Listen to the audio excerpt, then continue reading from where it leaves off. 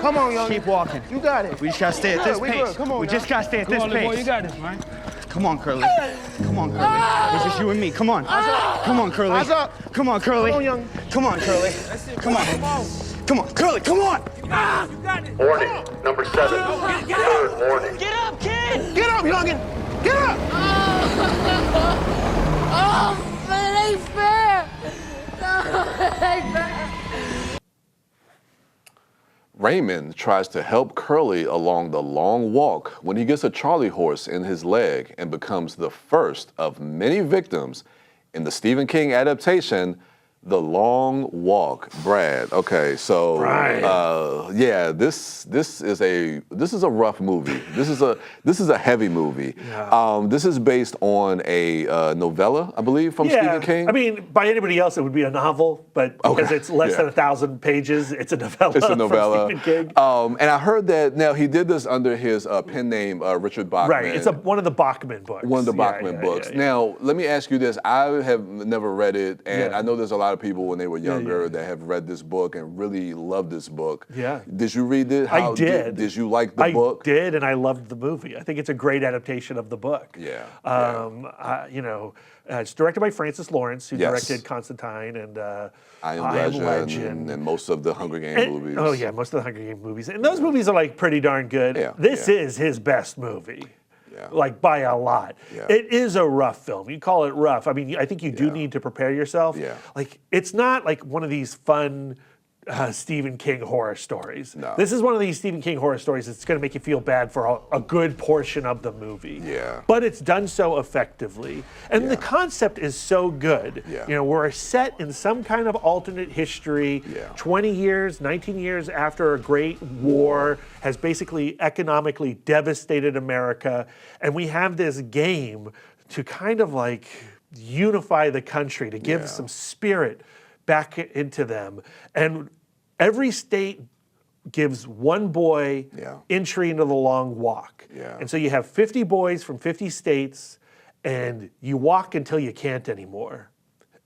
And it's a simple premise. Yeah. It's a devastating It's devastating. premise. The one thing because after we watched this movie, like this movie stayed with me, like it stayed in my soul. Like I was like absorbing a lot of this movie, so I've been thinking about this movie a lot. And I was reading about it, and it looks like this movie was an allegory for like Vietnam. And where, you know, they're talking about, it's like a draft, and they're bringing these boys in, and like Mark Hamill's character as the major, like when we first, at the beginning of this movie, he's talking to all of these boys, and he's like trying to be like inspirational. It's like, you know, you're doing this for your state, you're representing your state, you know, and just trying to rile them up. And it's almost like it's like brainwashing and like mind manipulation to these boys who don't really know what happens until they're actually gone.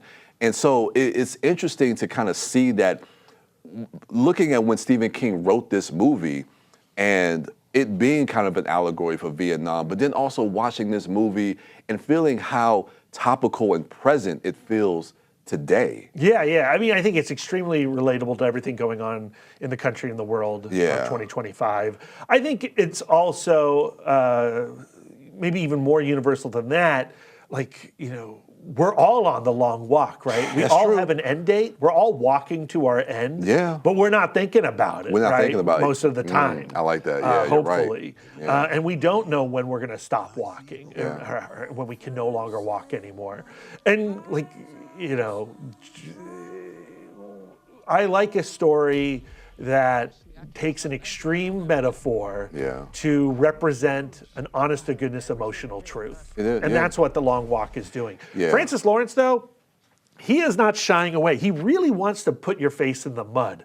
Like, the violence in this movie is graphic. It's unflinching. And you know, a couple shots after what we just saw up on the screen in that clip, it's gnarly. No, right?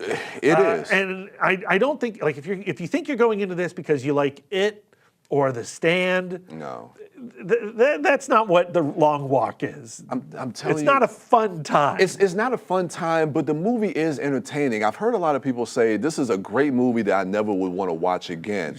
I wouldn't say that. I think this is a movie that, to me, I feel like when you talk about like the Stephen King adaptations that a lot of people go back to, one of his greatest adaptations, Shawshank Redemption, I believe you give this movie some time, this movie is going to be talked about in the same regard. Yeah, possibly. Possibly. We don't know that, but I'm just saying for me. I think it is more rewatchable than some movies, like Requiem for a Dream, speaking of Darren Aronofsky. That's a film I watched once and I was like, yeah, I'm done. Yes. I don't need to see Marlon Wayne's mashed potatoes ever again. No, not at all. Yeah. Not at all. Whereas this, I think I need some time before I watch it again. Yes. And I do think I need to be in the right headspace to watch The Long Walk. It's not a Saturday night movie for me. No, it's not. And I mean, before we get out of this segment, I do want to mention Cooper Hoffman and David Johnson. David Johnson. And David Johnson is a star in the not even in the making. He's a star. But another thing that really pulled me in was the camaraderie of these characters. When you're on this competition where there's only going to be one person left, I like the fact that these boys are rooting for one another and they're here to kind of help each other.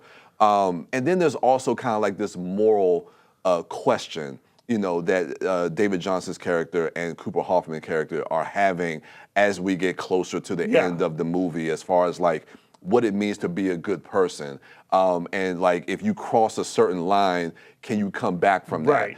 And all of these questions and where the movie lands, I don't want to give any spoilers because I think it's a powerful ending. But it's also walking. Yeah, people do stop walking. But I think it's also an ending that people will debate and talk about, and that's what I love about this movie, is that it's going to spark a conversation. So I guess I don't need to ask this question because I know the answer. But what did you give it?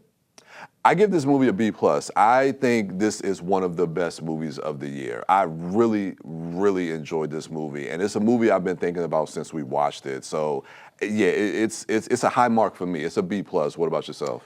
Yeah, I liked it a lot. I don't know if I loved it as much as you did. But I do think it is one of the better Stephen King adaptations. I will give it a B+, and I would recommend people to watch another Stephen King adaptation that happened this year. And I'm talking to you, Bryan. Yes, I want to watch it. Another Stephen King adaptation that has Mark Hamill in it, The Life of Chuck. So if you need a little antidote to The Long Walk, watch The Life of Chuck. It might be a good double feature. It would be a great double feature. Watch The Long Walk first. Yes.